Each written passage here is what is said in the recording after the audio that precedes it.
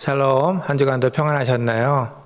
주님의 함께 하심이 날마다 충만하시고 기쁨 가운데 생활하시기를 주님의 이름으로 축원합니다. 다 함께 사도신경으로 우리의 신앙을 고백하며 속회 예배를 드리겠습니다. 나는 전능하신 아버지 하나님, 천지의 창조주를 믿습니다. 나는 그의 유일하신 아들, 우리 주 예수 그리스도를 믿습니다. 그는 성령으로 잉태되어 동정녀 마리아에게서 나시고 본디오 빌라도에게 고난을 받아 십자가에 못 박혀 죽으시고 장사된 지 사흘 만에 죽은 자 가운데서 다시 살아나셨으며 하늘에 오르시어 전능하신 아버지 하나님 우편에 앉아 계시다가 거기로부터 살아있는 자와 죽은 자를 심판하러 오십니다. 나는 성령을 믿으며 거룩한 공교회와 성도의 교제와 죄를 용서받는 것과 몸의 부활과 영생을 믿습니다. 아멘.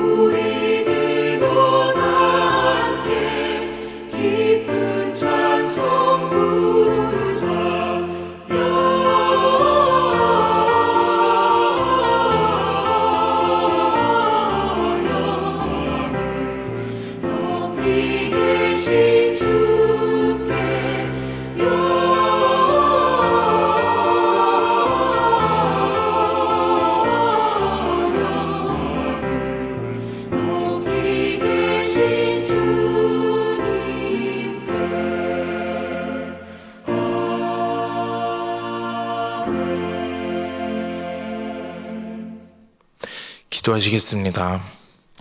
사랑이 많으신 하나님 아버지, 감사합니다. 우리에게 함께 믿음을 이어갈 지체들을 보내주셔서 어려운 상황 가운데서도 낙담하지 아니하고 힘을 내어 살아갈 수 있게 하시니 감사합니다.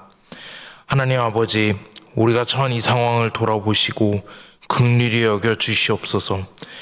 여러 곳에서 질병과 어려운 문제로 신음하고 있고 힘들어하고 있습니다. 주님께서 이 땅 가운데 우리 가운데 임하셔서 회복할 수 있도록 도와주시옵소서. 하나님, 속회를 위해 세우신 속장님들이 있습니다. 이분들을 기억하시어 지치지 아니하도록 날마다 새 힘과 능력을 부어 주시옵시고 성령으로 충만하여 맡겨진 영혼들을 이끌기에 부족함이 없도록 붙들어 주시옵소서. 속회에 속한 가정들을 위해서 기도합니다. 각 가정의 일터와 사업장 가운데 함께하여 주시고 자녀들을 붙들어 주시옵소서. 자녀들 가운데는 평안한 마음을 부어주시고 건강과 지혜와 명철을 허락하여 주셔서 뜻하신 대로 걸어갈 수 있도록 인도하여 주시옵소서. 교회와 속회를 위해 기도하며 섬기시는 담임 목사님과 여러 사역자들이 있습니다. 기억하여 주시고 날마다 새 힘으로 허락하셔서 맡겨진 영혼들을 잘 돌볼 수 있도록 은혜를 더하여 주시옵소서. 예수님의 이름으로 기도합니다. 아멘. 오늘 우리에게 주시는 하나님의 말씀은 신약성경 마태복음 2장 1절에서 12절 말씀입니다. 헤롯 왕 때에 예수께서 유대 베들레헴에서 나심에 동방으로부터 박사들이 예루살렘에 이르러 말하되 유대인의 왕으로 나신 이가 어디 계시냐? 우리가 동방에서 그의 별을 보고 그에게 경배하러 왔노라 하니 헤롯 왕과 온 예루살렘이 듣고 소동한지라. 왕이 모든 대제사장과 백성의 서기관들을 모아 그리스도가 어디서 나겠느냐 물으니 이르되 유대 베들레헴이오니 이는 선지자로 이렇게 기록된 바 또 유대 땅 베들레헴아 너는 유대 고을 중에서 가장 작지 아니하도다. 내게서 한 다스리는 자가 나와서 내 백성 이스라엘의 목자가 되리라 하였음이니이다. 이에 헤롯이 가만히 박사들을 불러 별이 나타난 때를 자세히 묻고 베들레헴으로 보내며 이르되 가서 아기에 대하여 자세히 알아보고 찾거든 내게 고하여 나도 가서 그에게 경배하게 하라. 박사들이 왕의 말을 듣고 갈새 동방에서 보던 그 별이 문득 앞서 인도하여 가다가 아기 있는 곳 위에 머물러 서 있는지라. 그들이 별을 보고 매우 크게 기뻐하더라. 집에 들어가 아기와 그의 어머니 마리아가 함께 있는 것을 보고 엎드려 아기께 경배하고 보배 합을 열어 황금과 유향과 몰약을 예물로 드리니라. 그들은 꿈에 헤롯에게로 돌아가지 말라 지시하심을 받아 다른 길로 고국에 돌아가니라. 아멘. 살아계신 하나님의 말씀입니다. 샬롬.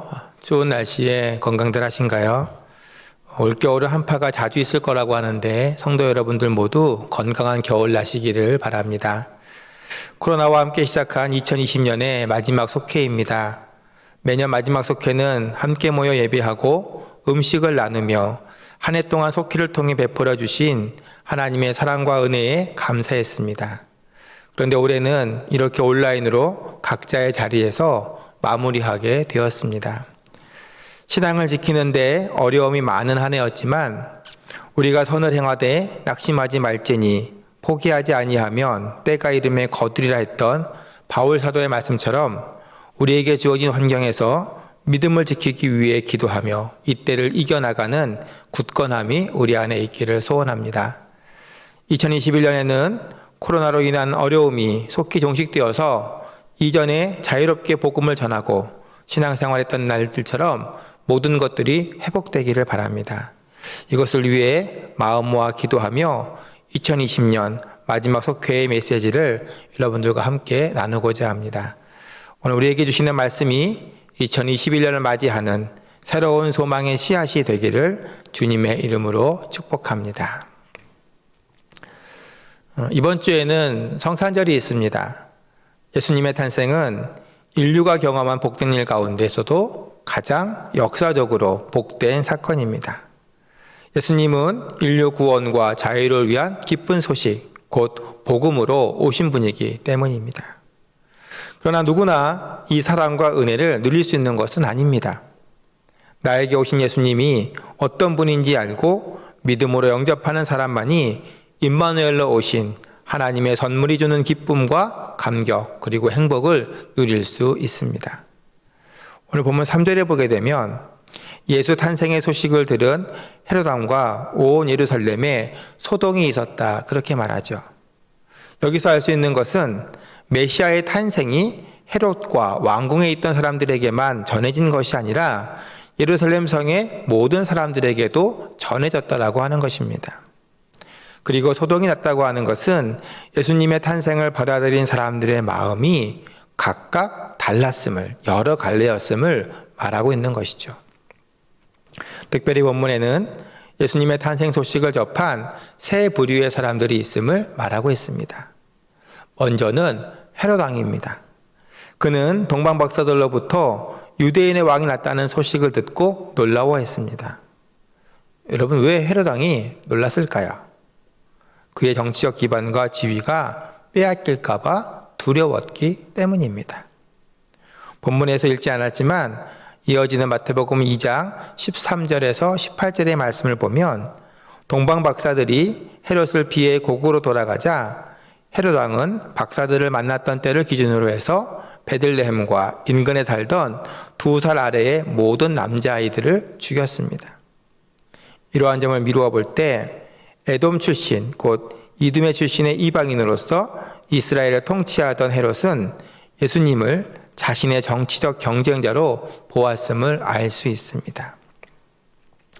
두 번째는 대제사장들과 서기관들입니다. 이방인이었던 헤롯은 유대인의 메시아가 어디서 날지 알 수 없었을 것입니다.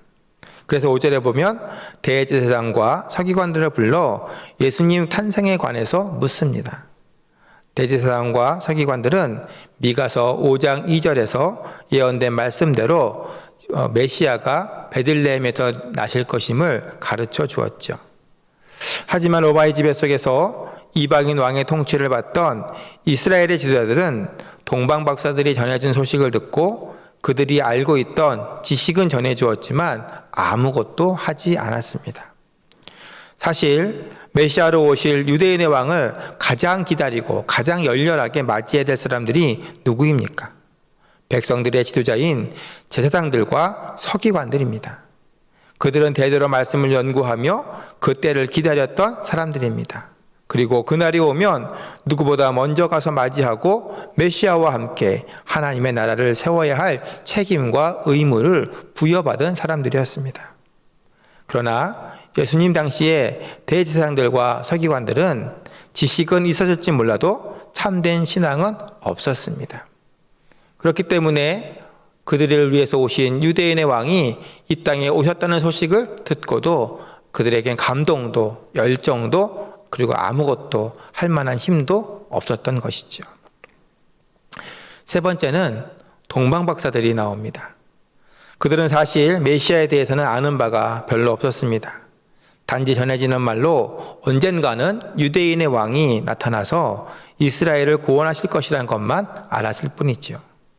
그들은 아마도 별을 연구하는 이들로서 동방에 나타난 별을 보고 그때가 왔음을 직감했을 것입니다. 그래서 구도자의 마음으로 먼 길을 이국 땅을 향해 여행을 했던 것이죠. 이방인이었지만 그들은 귀한 예물인 황금과 유향과 몰약도 준비해서 그들과 상관없는 유대인의 메시아를 경배했음을 오늘 본문은 보여주고 있습니다. 이처럼 예수님이 태어나셨을 때 똑같은 사건을 맞이했지만 그것을 맞이하는 사람들의 반응은 자신의 이익에 따라서 또 자신의 목적에 따라서 각각 달랐음을 오늘 본문은 우리에게 말해주고 있습니다. 그리고 이 가운데 기쁨으로 그리스도께 경배했던 동방 박사들만이 하나님의 은혜를 받았으리라고 하는 것은 우리가 쉽게 예측할 수 있는 것이죠. 오늘날에도 예수 그리스도에 대한 반응은 참으로 다양합니다. 그러나 구원은 단지 복음을 듣는다고 해서 얻는 것이 아니라 듣고 기쁨으로 영접하는 자만이 얻을 수 있음을 알아야 합니다. 이는 누구보다도 성경을 잘 알았던 유대의 지도자들은 주님으로부터 심한 책망을 받았던 반면에 성경 지식은 부족했을지라도 주님을 위해 향유를 부었던 죄 많은 여인이 칭찬과 함께 구원을 받았던 사실에서도 발견할 수 있습니다.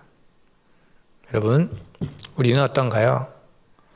성탄절을 세상 사람들처럼 연말의 여흥이나 휴일로 여기며 가볍게 지나가고 있지는 않습니까? 메시아의 오심에 우리에게 구원의 은혜라는 설교를 들으며 지식으로만 받아들이고 있지는 않습니까? 구원의 선물은 2000년 전 이래로 모두에게 임했지만 구원의 은혜를 누리는 사람은 오늘 믿음으로 예수님을 모시고 사는 사람뿐임을 기억하시기를 바랍니다. 그렇다면 오늘 우리는 예수님을 어떤 자세로 알고 영접해야 될까요? 첫 번째, 1절과 2절, 5절의 말씀을 보면 예수님께서는 말씀대로 찾아오신 약속의 성취의 임을 우리에게 말씀하고 있습니다. 예수님은 말씀대로 찾아오신 왕이신 것입니다. 별의 출현을 유대 왕의 탄생으로 해석한 동방 박사들은 그 별을 따라 예루살렘까지 왔습니다.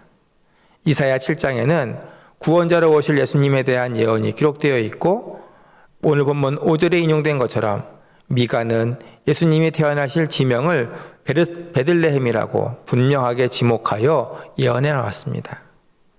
왕국이 멸망하고 포로기와 혼돈의 시기를 겪으며 유대인들은 예언자들의 약속을 소망하며 오늘도 로마와 이방인의 지배 속에서 살고 있었습니다. 그런 때에 예수님은 예언을 이루기 위해 이 땅에 오셨던 것입니다. 문제는 사람들이 예수님이 약속의 왕임을 깨닫고도 받아들이지 못했다는 데 있는 것입니다. 사랑하는 성도 여러분, 하나님은 말씀하신 것을 반드시 지키시고 이루시는 신실하신 하나님이심을 믿으시기 바랍니다. 예수 그리스도의 오심은 하나님의 가장 귀한 것을 죄인인 우리를 위해 내어주신 사랑의 결정체입니다. 하나님은 자신의 가장 귀한 것까지도 언약을 이루시고 약속을 지키시며 택하신 백성을 살리기 위해 아낌없이 내어주신 사랑 많으시고 신실하신 하나님이십니다. 그러므로 성도들은 하나님의 말씀은 반드시 이루어질 것을 믿어야 합니다. 육신으로 오신 예수님은 장차 구원을 완성하시고 세상의 심판자로 다시 오실 것입니다. 이 약속도 반드시 이루어질 것을 믿으시기 바랍니다. 말씀대로 이 땅에 오신 예수님을 증거로 삼아 하나님의 말씀은 반드시 이루어짐을 믿고 오늘도 신실한 신앙으로 사는 우리 모두가 됩시다. 우리가 이런 신앙으로 살아갈 때 말씀을 삶의 고백이 되게 하시는 신실하신 주님과 늘 동행하는 임마누엘의 복을 누리며 살게 될 것입니다. 두 번째, 오늘 본문 3절로 8절에 보게 되면 예수님은 겸손의 왕으로 오셨다, 그렇게 말하고 있습니다. 유대인의 왕인 예수님은 화려한 왕궁이나 고관의 집에서 태어나지 않으셨습니다. 베들레헴이라는 이름이 빵집이라는 뜻을 가지고 있듯이 베들레헴은 이스라엘 근처의 작은 마을로 주변에 농지가 비옥한 농촌 마을이었습니다. 누가복음 2장에 보면 예수님은 로마 황제 아우구스티누스의 명령에 따라서 호적 정리를 하기 위해서 베들레헴에 왔어요. 왜냐하면 요셉은 유다 지파에 속한 사람이었기 때문이죠. 여관의 객실이 없어서 마구간의 구유에서 이 밤에 이 땅에서 오신 예수님은 첫 밤을 보내셨어요. 구원을 위한 생명의 떡으로 오신 예수님은 빵집에서 태어나 밥그릇에 담기신 것은 예수님의 겸손과 더불어 하나님 사랑의 의지를 보여준 것이라고 했던 누군가의 말처럼 가장 높임을 받아야 할 예수님은 가장 낮은 자리, 누구나 맞이할 수 있는 자리로 우리에게 오셨다라고 하는 것입니다. 사랑하는 성도 여러분, 겸손의 왕으로 오신 예수님은 모두의 구원자가 되시기에 합당하신 분임을 믿으시기 바랍니다. 예수님의 일생을 보면 그분은 언제나 죄인과 약자와 함께 하셨습니다. 사람들이 꺼리는 병자와 세리와 창녀들과 함께 지내셨고 사람 취급도 받지 못하던 여인들과 아이들의 보호자로 사셨습니다. 예수님이 참된 세상의 구원자이신 이유는 그가 처음만 겸손하신 것이 아니라 죽는 그 순간까지 낮은 자의 하나님으로 사셨기 때문입니다. 예수님의 삶은 태어나는 순간부터 죽는 순간까지 하나님의 뜻을 이루기 위해 자신의 모든 것을 내려놓는 겸손의 삶이었고 비움의 삶이었습니다. 주님을 따르는 우리의 신앙도 예수님처럼 겸손한 신앙이 되기를 바랍니다. 사도 바울은 빌립보서 2장 5절로 11절에서 겸손하셨던 예수님의 삶의 열매를 이렇게 증거하고 있습니다. 너희 안에 이 마음을 품으라. 곧 그리스도 예수의 마음이니 그는 근본 하나님의 본체시나 하나님과 동등됨을 취할 것으로 여기지 아니하시고 오히려 자기를 비워 종의 형체를 가지사 사람들과 같이 되셨고 사람의 모양으로 나타나사 자기를 낮추시고 죽기까지 복종하셨으니 곧 십자가에 죽으심이라. 이러므로 하나님이 그를 지극히 높여 모든 이름 위에 뛰어난 이름을 주사 하늘에 있는 자들과 땅에 있는 자들과 땅 아래에 있는 자들로 모든 무릎을 예수의 이름에 꿇게 하시고 모든 입으로 예수 그리스도를 주라 시인하여 하나님 아버지께 영광을 돌리게 하셨느니라. 아멘. 원하기는 저와 여러분의 신앙도 이러한 신앙이 되기를 바랍니다. 겸손하신 예수님을 본받아 하나님을 기쁘게 해드리고 최후의 승리를 얻고 칭찬받는 종의 삶이 되시기를 바랍니다. 예수님께서 겸손하셨듯이 우리도 예수님을 본받아 하나님만을 높이며 겸손한 섬김의 삶을 살 때 하나님께서 예수 그리스도를 세상 모든 것 위에 뛰어난 이름으로 세우셨던 것처럼 저와 여러분도 이 세상에서의 아름답고 복된 이름으로 세워주실 것입니다. 겸손이 은혜의 출발점입니다. 겸손이 승리의 출발점입니다. 이 사실을 믿으시고 오늘도 주님과 같이 온전한 겸손, 온전한 헌신, 온전한 충성으로 하나님을 기쁘게 하고 하나님이 주시는 복을 받아 누리는 저와 여러분들 되시기를 주님의 이름으로 축원합니다. 세 번째, 9절로 12절의 말씀을 보게 되면 예수님께서는 경배받기에 합당하신 왕으로 이 땅에 오셨음을 알 수 있습니다. 아기 예수님을 만난 동방박사들은 먼 길을 오는 동안 소중히 지키며 가져왔던 황금과 유향과 몰약을 예수님께 드렸습니다. 내용도 잘 모르는 외국인의 아기, 왕으로 태어났다지만 허름한 환경에서 이 땅에 온 아기 예수님께 동방박사들은 그들이 드릴 수 있는 최고의 경배를 드린 것입니다. 그들이 드린 황금과 유향과 몰약이 무엇입니까? 황금은 대대로 가장 존귀한 분에게 바치는 선물이었습니다. 고대에는 보통 왕을 아련할 때, 영주를 아련할 때 드리는 선물이 황금이었어요. 동방박사들이 아기 예수님께 황금을 드린 것은 그들이 믿음으로 예수님을 유대인의 왕, 약속의 왕으로 오셨음을 인정했음을 보여주는 것입니다. 유향은 성전 희생제사 때에 사용되었던 물건입니다. 레위기장 16절 이하에 보게 되면 유향은 화제로 제물을 드릴 때 첨가했던 향료였어요. 희생된 제물을 더욱 가치 있게 하는 첨가물이었습니다. 예수님께 동방박사들이 유향을 드린 것은 예수님이 당하실 십자가고난 우리의 죄를 위한 죽음의 희생이 하나님께 드리는 거룩한 산 제물임을 예표하는 예물이라고 볼 수 있습니다. 또한 몰약은 성전 예식에 사용되었던 거룩한 관유에 첨가되는 첨가물이었습니다. 한편으로는 사형수의 고통을 경감시키기 위해서 포도주에 몰약을 섞어 주기도 했어요. 마가복음 15장 22절 23절에 보게 되면 십자가에 달리신 예수님이 목말라 하실 때에 경비병 하나가 이 몰약을 탄 포도주를 이 천에 묻혀가지고 예수님께 드리기도 했어요. 물론 예수님은 드시지 않았지만 이처럼 몰약이 일종의 좀 진통제로서 또 귀한 약품으로서 일생생활에 쓰였음을 우리가 볼 수 있습니다. 특별히 몰약은 이 장례를 치를 때도 쓰여졌어요.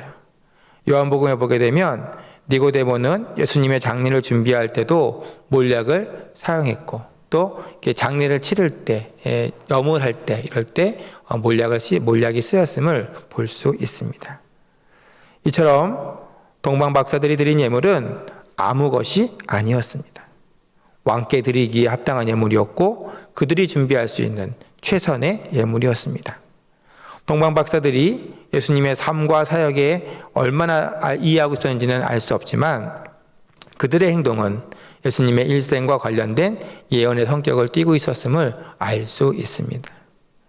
우리가 보기엔 우연 같지만 하나님은 그 모든 것들도 이끄시고 섭리하셔서 하나님의 뜻을 계획하시고 이루어 가신다는 것을 동방박사들의 이야기는 우리에게 또한 보여주고 있는 것이죠. 사랑하는 성도 여러분, 주님을 향한 우리의 신앙도 언제나 변함없이 주님께 최고의 것을 드리고 최선을 다해 섬기는 삶이 되시기를 주님의 이름으로 축원합니다. 동방박사들은 좋은 물건으로 경배했지만 하나님이 원하시는 진정한 경배는 좋은 물건으로 드리는 것이 아닙니다. 물론 할 수 있으면 물건도 좋은 거 드려야 되긴 하죠. 그러나 하나님이 원하시는 더 큰 경배는 언제나 변함없고 흔들리지 않는 믿음입니다. 과부의 두 랫돈과 같이 적은 것이라도 최선을 다해 주님을 섬기며 예수님이 나의 주인이요 구세주임을 인정하며 순종하는 믿음을 하나님은 기뻐하십니다. 동방박사들은 물질의 황금과 유향과 몰약을 드렸습니다. 그러나 우리는 삶의 황금과 유향과 몰약을 드릴 수 있기를 바랍니다. 이처럼 우리가 전심으로 합당한 경배를 드릴 때 왕이신 하나님, 구세주이신 주님은 우리의 경배를 받으시고 30배, 60배, 100배의 복을 주실 줄로 믿습니다.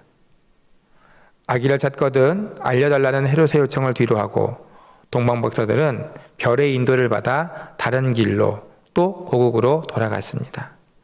정성으로 예수님을 섬기고 하나님의 인도하심에 끝까지 순종한 동방박사들은 자신의 명예도 아기 예수님의 생명도 지킬 수 있었습니다.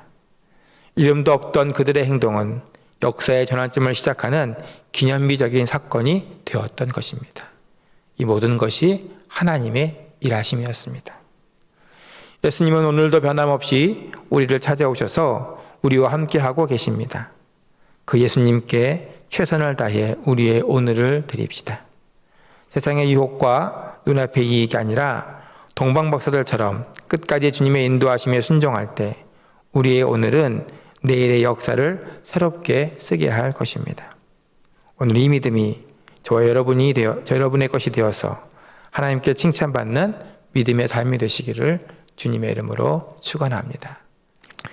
묵상 질문을 드리겠습니다. 여러분의 삶에 적용해 보시고 속회원들과 나눠보시기 바랍니다.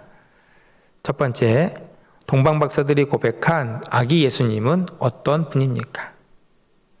두 번째, 나의 왕이신 예수님의 다스리심을 따라 살고 있습니까? 기도하겠습니다. 잠재우신 하나님 아버지 감사합니다.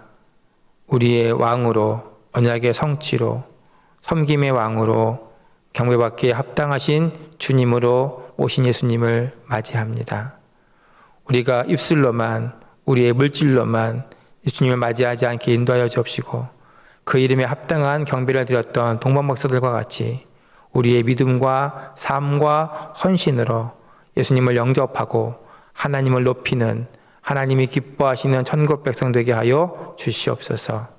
2020년 한 해 여러 가지 어렵고 힘든 일들이 많았지만 저희들 믿음을 포기하지 아니하고 주님과 함께 내일의 소망을 향해 내딛기를 소원합니다.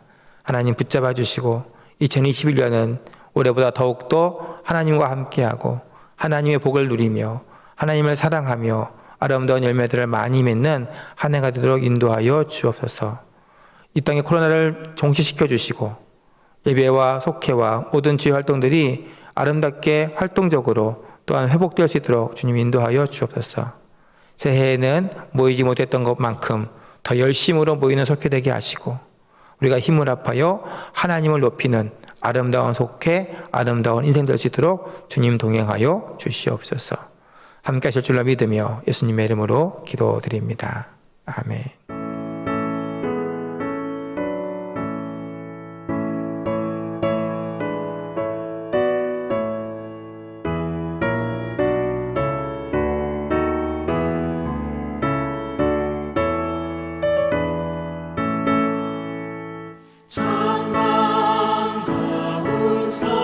성도여 다 이리 와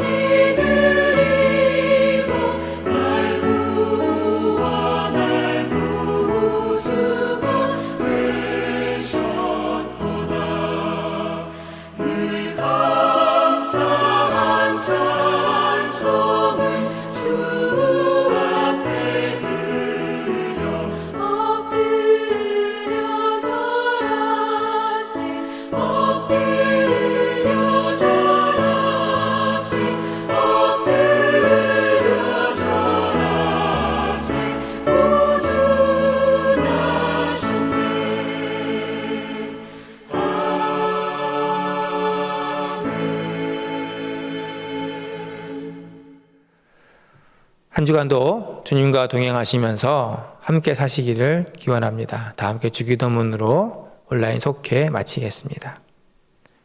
하늘에 계신 우리 아버지, 아버지의 이름을 거룩하게 하시며 아버지의 나라가 오게 하시며 아버지의 뜻이 하늘에서와 같이 땅에서도 이루어지게 하소서.